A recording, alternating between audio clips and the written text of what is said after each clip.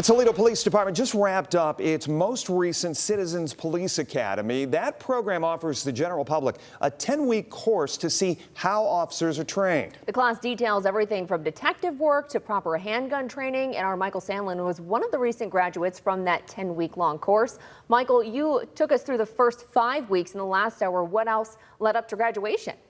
Yeah, Kaylee, especially in the back half of the class, the other students and I were really starting to understand the lessons the officers were imparting on us. So in these next 5 weeks that you're about to see, you're going to see us really start to see what we've learned while still picking up new skills in the process. Gave us a fresh, eye-opening experience and helped me and the other students build a new respect for the officers of the Toledo Police Department.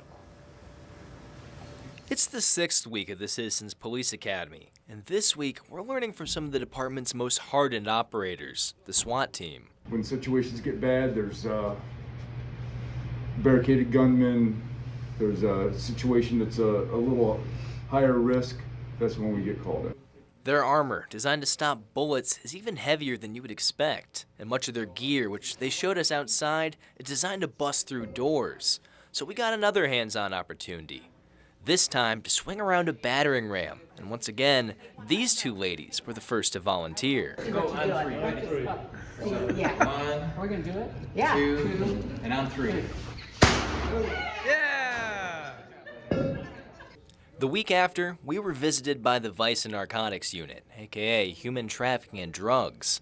2 of the officers we met had gone undercover in the city and said that fentanyl continues to be one of the city's biggest motivators for crime. And they let us hold some of the various drugs people have been busted with, too. No, they don't. Yeah, that's black tar heroin. Meanwhile, the human trafficking side was sometimes hard to hear. Stories of children being rescued from horrible situations, migrant workers being found in shipping containers. This detective made clear, despite the horrors of his job description, the satisfaction of saving people from these kinds of situations was its own kind of reward. But it was the next week that might just have been everyone's favorite. At the shooting range, we were given patient instruction about how to properly and safely use their weapons, getting a chance to try pistols and shotguns alike, but some people took to it better than others. I have never shot a shotgun, but I was a little sore for a few days from the weight of the shotgun. It was a fun afternoon, but the officers were clear throughout the whole course. Using your weapon is only a last resort, an option you take when your life or someone else's is in danger. And they say oftentimes, things can be de-escalated without resorting to violence. The following week, we got to apply that lesson, seeing how we would handle a potentially dangerous traffic stop. I didn't even think about pulling my gun out. I just, kept a safe distance and I just went from there.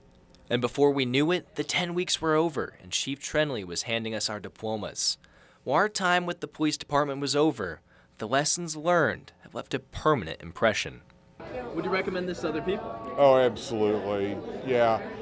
Everyone here has been awesome. All the officers involved have been friendly, polite.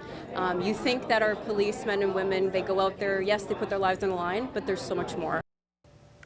Boy, what an interesting insight. Michael, you report police-related stories all the time. Did this change your impression at all of the department or policing in general? Well, Jeff, one thing it really showed me was just how hard the job is and really how difficult those split-second decisions can be. It can be one thing to watch a video of officers on the job, but it's another thing entirely to walk a mile in their shoes and realize they might just have one of the hardest jobs in the world. And if people are interested in finding out for themselves, representatives from the department tell me they have another event they're planning as early as next fall. So we'll make sure to let people know more about that as soon as we hear when that's available.